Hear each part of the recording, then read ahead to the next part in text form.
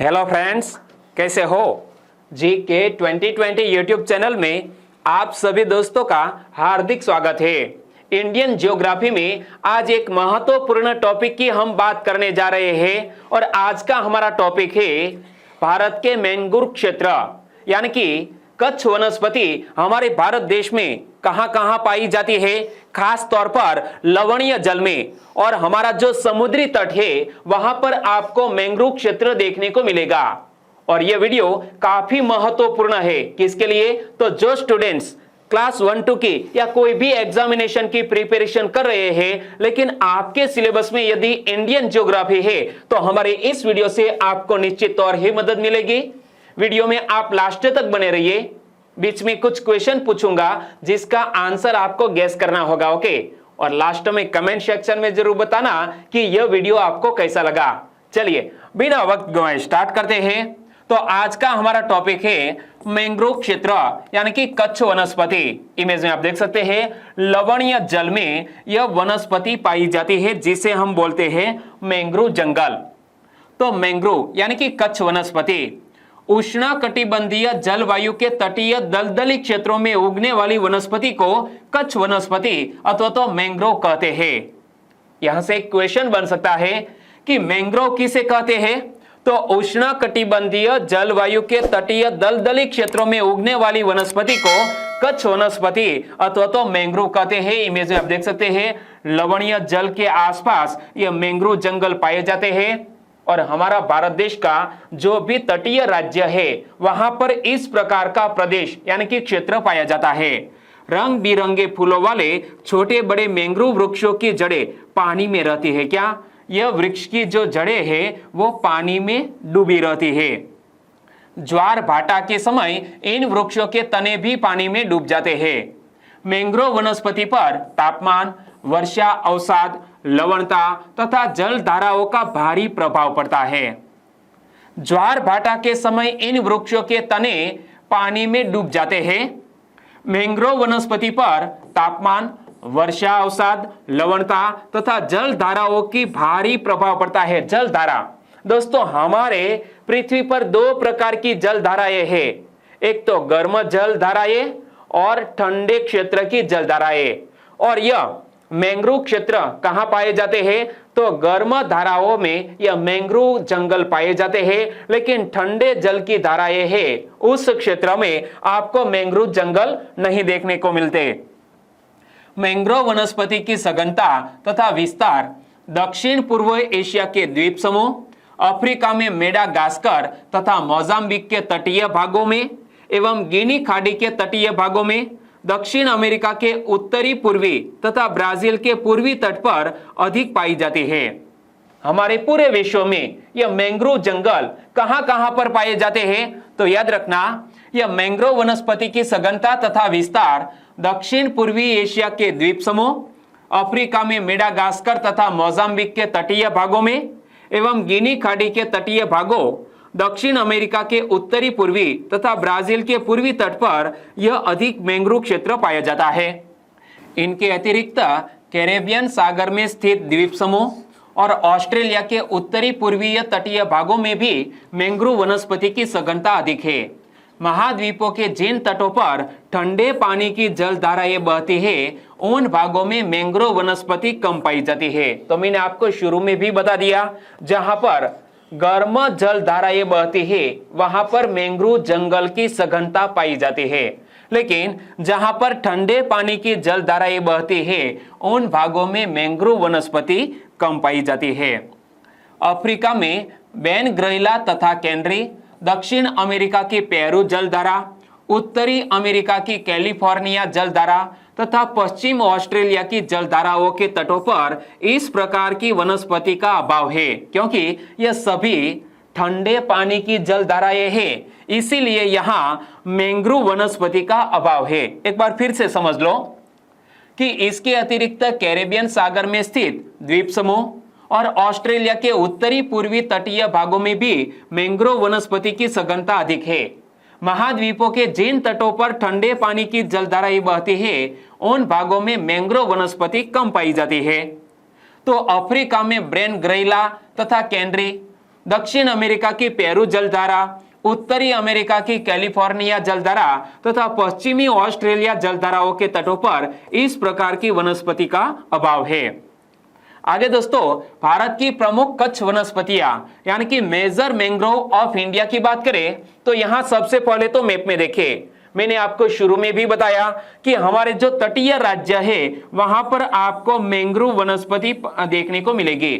तो तटीय राज्यों में यहां पर गुजरात, महाराष्ट्र, गोवा, कर्नाटका, केरल, तमिलनाडु, आंध्र प्रदेश, ओडिशा और वेस्ट बंगाल यानी कि इतने राज्यों में आपको मैंग्रोव वनस्पति देखने को मिलेगी। भारत में मैंग्रोव सभी तटीय राज्यों तथा भारत के द्वीपों में पाए जाते हैं।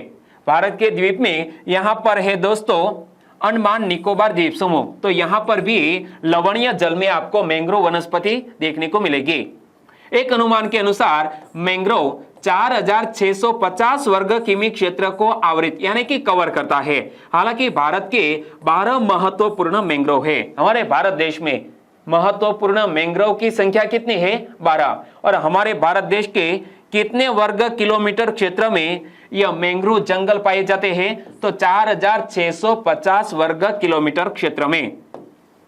आंसर बताइए, मैंग्रोव भारत के कितने क्षेत्र को कवर करता है? मैंग्रोव भारत के कितने क्षेत्र को कवर करता है? तो यह मैंग्रोव भारत के 4650 वर्ग किलोमीटर को कवर करता है। सही आंसर बनेगा ऑप्शन सी।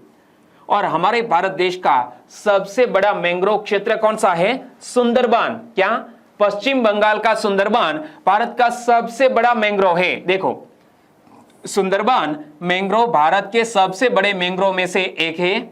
इस घने मैंग्रोव वन की प्रमुख वनस्पति प्रजातियों में हिरिटीराफेम्स, क्या? हिरिटीराफेम्स, रिजफोरा प्रजाति, ब्रुगेरिया प्रजाति, सीरियोस डेकांडा, सोनरेशिया स्पीशीज और एविशेनिया प्रजाति और न्यापा फ्रुक्टिकन, यह सभी मैंग्रोव वनस्पति के नाम है। मैंग्रोव क्षेत्र में कौन कौन से प्रकार की वनस्पति पाई जाती है, किस किस प्रजाति की वनस्पति पाई जाती है? एक बार फिर से देख लो कि सुंदरबन मैंग्रोव भारत के सबसे बड़े मैंग्रोव में से एक। इस घने मैंग्रोव वन की प्रमुख वनस्पति प्रजातियों में हिरिटीराफेम्स, रिजफोरा प्रजाति, ब्रुगेरिया प्रजाति, सीरियोस डेकांडा, सोनरेशिया स्पीशीज और एविशेनिया प्रजाति और न्यापा फ्रुक्टिकन भी शामिल है। और यह मैंग्रोव रॉयल बंगाल टाइगर तथा घड़ियाल हेतु प्रसिद्ध है। यह सुंदरबन डेल्टा क्षेत्र है। यहां पर आपको रॉयल बंगाल टाइगर यानी कि हमारा नेशनल एनिमल और इसके अलावा यह घड़ियाल, यह दोनों प्राणी, यह दोनों पशु यहां पर पाए जाते हैं। और इस मैंग्रोव के कई भागों को धान की खेती के लिए साफ किया गया है। क्या? इस मैंग्रोव के कई भागों को धान की खेती के लिए साफ किया गया है। चलिए अब आंसर बताइए, सुंदरबन मैंग्रोव किसके हेतु प्रसिद्ध है? यह सुंदरबन मैंग्रोव किसके हेतु प्रसिद्ध है? तो यहां पर रॉयल बंगाल टाइगर का निवास स्थान है। इसके अलावा यह सुंदरबन मैंग्रोव में घड़ियाल भी देखने को मिलेंगे, यानी कि यह दोनों हेतु सुंदरबन डेल्टा प्रसिद्ध है। सही आंसर बनेगा ऑप्शन डी, ए और सी दोनों। आगे दोस्तों, यह चित्र में कैल्प बेड व मैंग्रोव का वितरण हम देखें। इमेज आप देख सकते हैं कि यहां जो यह पश्चिमी घाट है, यहां पर वेस्ट बंगाल है और यहां पर सुंदरबन डेल्टा क्षेत्र है। कुछ हिस्सा हमारे भारत देश में और कुछ हिस्सा है बांग्लादेश में। तो भारत के यह कैल्प बेड व मैंग्रोव का वितरण इमेज में आप देख सकते हैं कि यहां पर जो समुद्र तटीय राज्य है वहां इस प्रकार का मैंग्रोव क्षेत्र देखने को मिलेगा। और आगे हम तालिका में भारत के प्रमुख मैंग्रोव यानी कि मेजर मैंग्रोव ऑफ इंडिया की बात करें तो एक तरफ है मैंग्रोव वनस्पति, यानी कि यह मैंग्रोव वनस्पति कौन से राज्य के किस क्षेत्र में पाई जाती है। आगे मैं यहां से एक क्वेश्चन सेट करने वाला हूं, इसीलिए आपका ध्यान यहां स्क्रीन पर होना चाहिए। सबसे पहले तो भीतरकनिका भी मैंग्रोव क्षेत्र है और यह ओडिशा राज्य में अवस्थित है। कुंडापुर किस राज्य में? कर्नाटक राज्य में। गोवा का जो भी यहां समुद्र तटीय इलाका है, गोवा के दो जिले उत्तरी गोवा और दक्षिणी गोवा, तो यह दोनों जिलों में आपको मैंग्रोव वनस्पति देखने को मिलेगी। आंसर बताइए, कुंडापुर मैंग्रोव किस राज्य में अवस्थित है? कुंडापुर मैंग्रोव क्षेत्र किस राज्य में अवस्थित है? तो यह कर्नाटक राज्य का एक मैंग्रोव क्षेत्र है। सही आंसर बनेगा ऑप्शन सी। आगे बात करें तो आंध्र प्रदेश का डेल्टा क्षेत्र, गुजरात के कच्छ की खाड़ी, आंध्र प्रदेश का कृष्णा डेल्टा और आंध्र प्रदेश का लोरिंगा, यह सभी क्षेत्र भारत देश के प्रमुख मैंग्रोव क्षेत्र है। एक बार फिर से यहां से देख लो, भीतरकनिका ओडिशा राज्य में, कुंडापुर कर्नाटक राज्य में, गोवा क्षेत्र, इसके अलावा गोदावरी डेल्टा आंध्र प्रदेश में, कच्छ की खाड़ी गुजरात में, कृष्णा डेल्टा भी आंध्र प्रदेश में और लोरिंगा भी आंध्र प्रदेश में।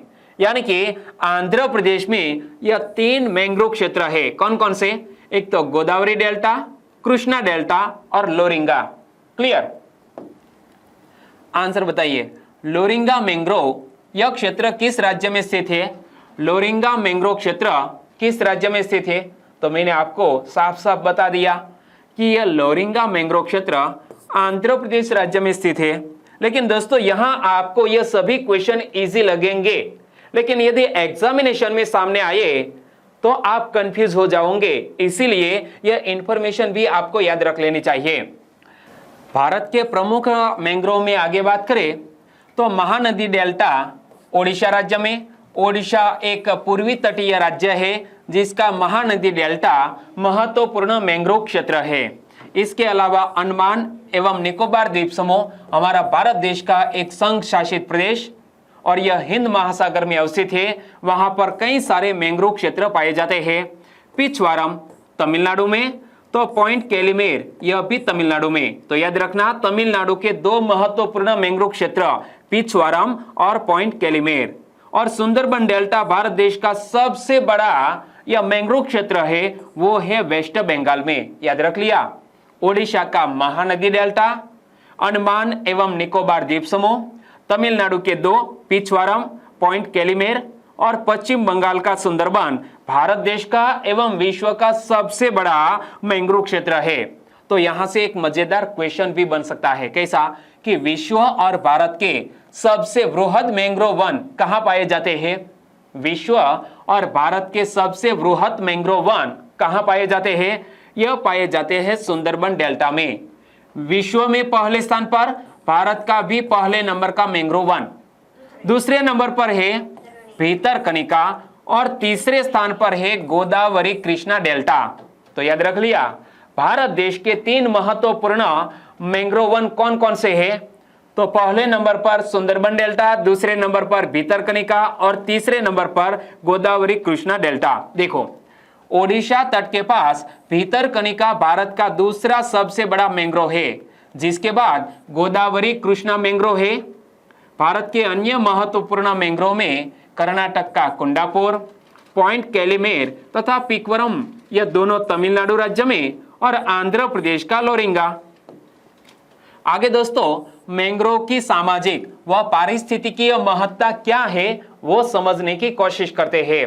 हमारे समाज के लिए, हमारे पर्यावरण के लिए यह मैंग्रोव क्यों महत्वपूर्ण है, उनसे हमारे पर्यावरण को, हमारे समाज को क्या फायदा होता है। देखो, मैंग्रोव की महत्वपूर्ण सामाजिक व पारिस्थितिकीय महत्ता है और मैंग्रोव के उल्लेखनीय लाभ निम्नलिखित है। तो मैंग्रोव जंगलों से, मैंग्रोव वन से क्या क्या लाभ होते हैं? देखो, वे बाढ़ों, चक्रवातों, सागरीय लहरों तथा सुनामी के खतरों को कम करते हैं। क्या? यह मैंग्रोव क्षेत्र है वो बाढ़ आने, चक्रवातों, सागरीय लहरों तथा सुनामी के खतरों को कम करते हैं, क्योंकि समुद्री तट पर यह मैंग्रोव जंगल है।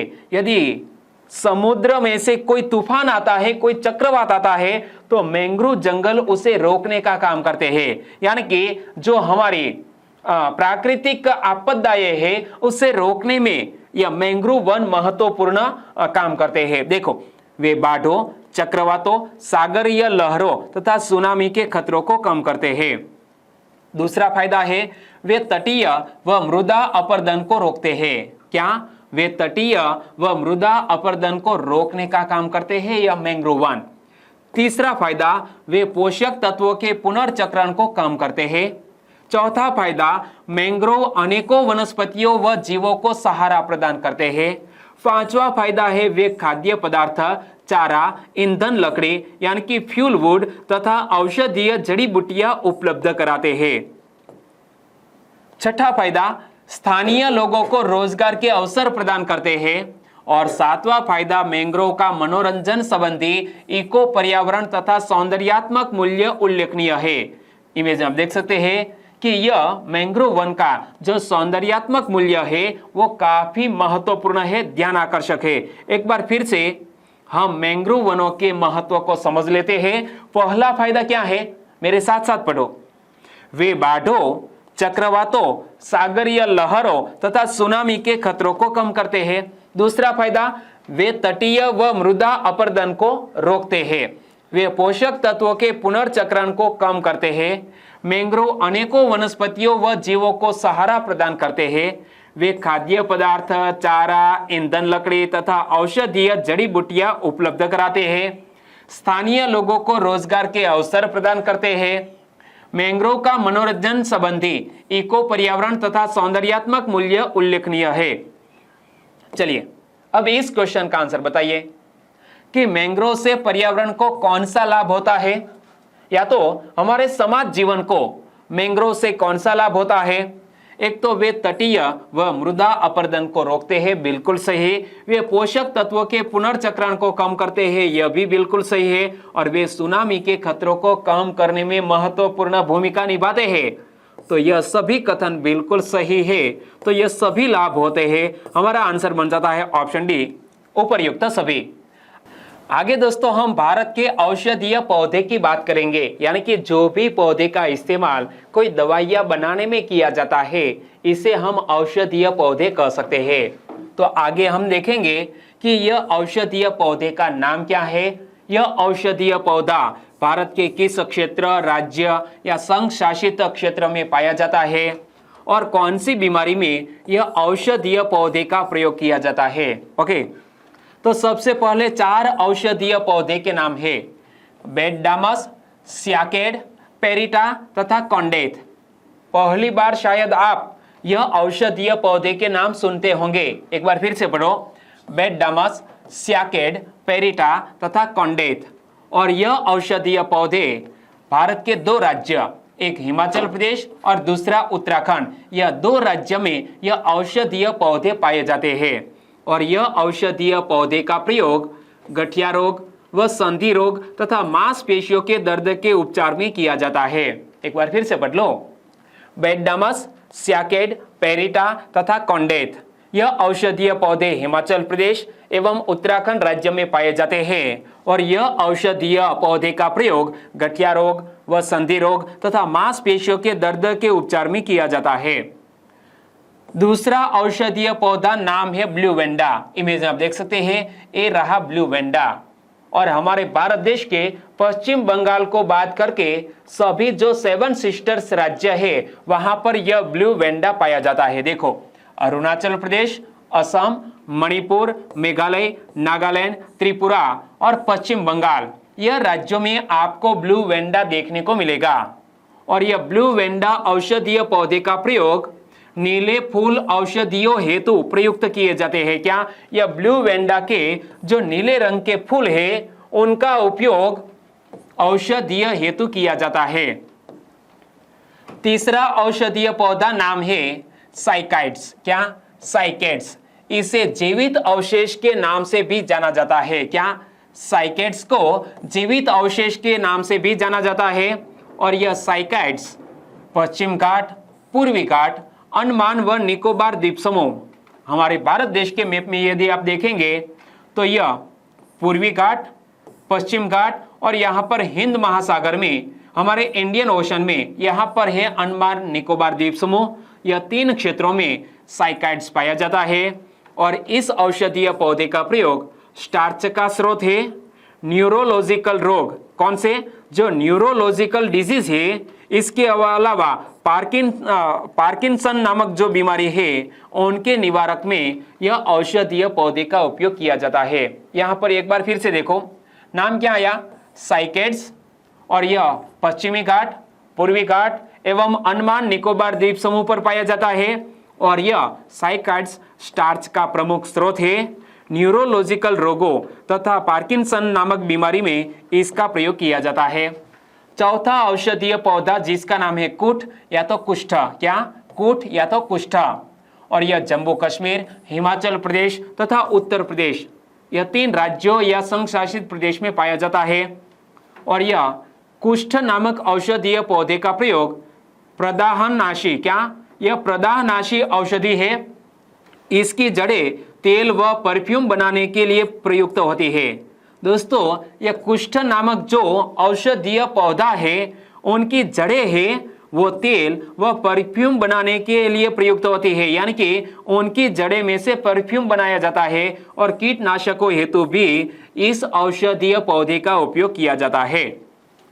आगे बात करें तो लेडीज स्लीपर आर्किड, क्या ये रहा लेडीज स्लीपर आर्किड, और यह उत्तराखंड व हिमाचल प्रदेश, यह 2 राज्यों में पाया जाता है। और यह लेडीज स्लीपर आर्किड का उपयोग चिंता अथवा व्यग्रता, अनिद्रा, यह तीनों बीमारी, कई सारे लोगों को वर्तमान समय में यह चिंता, व्यग्रता या अनिद्रा जैसी बीमारी होती है तो उनके लिए यह प्रयुक्त यानी कि उपयोग किया जाता है। इसके अलावा मांसपेशियों में दर्द होने पर प्लास्टर के रूप में भी लेडीज स्लीपर आर्किड का उपयोग किया जाता है। क्या यदि मांसपेशियों में कोई व्यक्ति को दर्द होता है तो प्लास्टर के रूप में भी इस औषधीय पौधे का प्रयोग किया जाता है। एक बार यहां से फिर से देख लो, कुष्ठ जम्मू व कश्मीर, हिमाचल प्रदेश तथा उत्तर प्रदेश, और यह कुष्ठ औषधीय पौधे का प्रयोग प्रदाहनाशी औषधि के रूप में किया जाता है।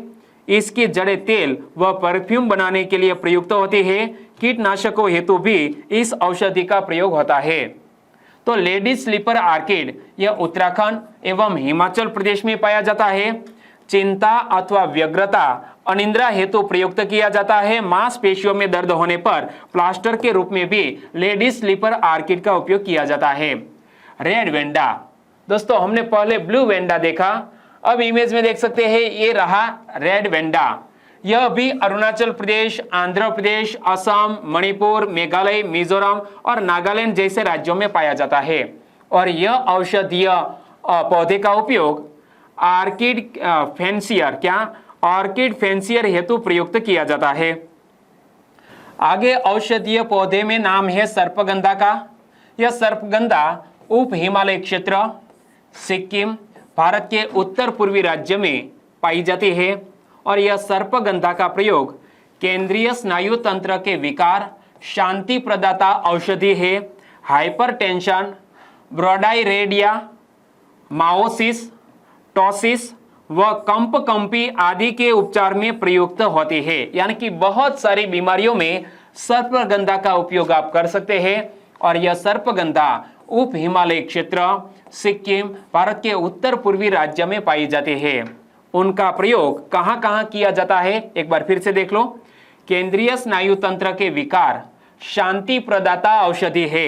हाइपरटेंशन, ब्रोडाइरेडिया, माओसिस, टॉसिस व कंपकंपी आदि के उपचार में यह सर्पगंधा का उपयोग किया जाता है। आगे बात है वृक्ष है जिसका नाम है फर्न नामक वृक्ष है, इमेज में आप देख सकते हैं। और यह फर्न वृक्ष तराई क्षेत्र व हिमालय के निम्न उत्थापन क्षेत्र में पाए जाते हैं और वो भी एक औषधीय पौधा है। यहाँ वीडियो को खत्म करते हैं। वीडियो वाकई में आपको अच्छा लगा है, हेल्पफुल लगा है तो प्लीज वीडियो को लाइक करें और आपके दोस्तों को फेसबुक, व्हाट्सएप या टेलीग्राम के जरिए इस वीडियो की लिंक शेयर करना मत भूलिएगा। इंडियन ज्योग्राफी में इसी तरह के वीडियो आपको मिलते रहेंगे। और अभी तक आपने हमारी GK 2020 चैनल को सब्सक्राइब नहीं किया है तो प्लीज सब्सक्राइब कर लीजिए, क्योंकि आपके इंडियन ज्योग्राफी में लगभग सभी टॉपिक को कवर करने की हम कोशिश कर रहे हैं। ओके, कल मिलेंगे एक नए टॉपिक के साथ। आपका दिन शुभ रहे। टेक केयर एंड जय हिंद।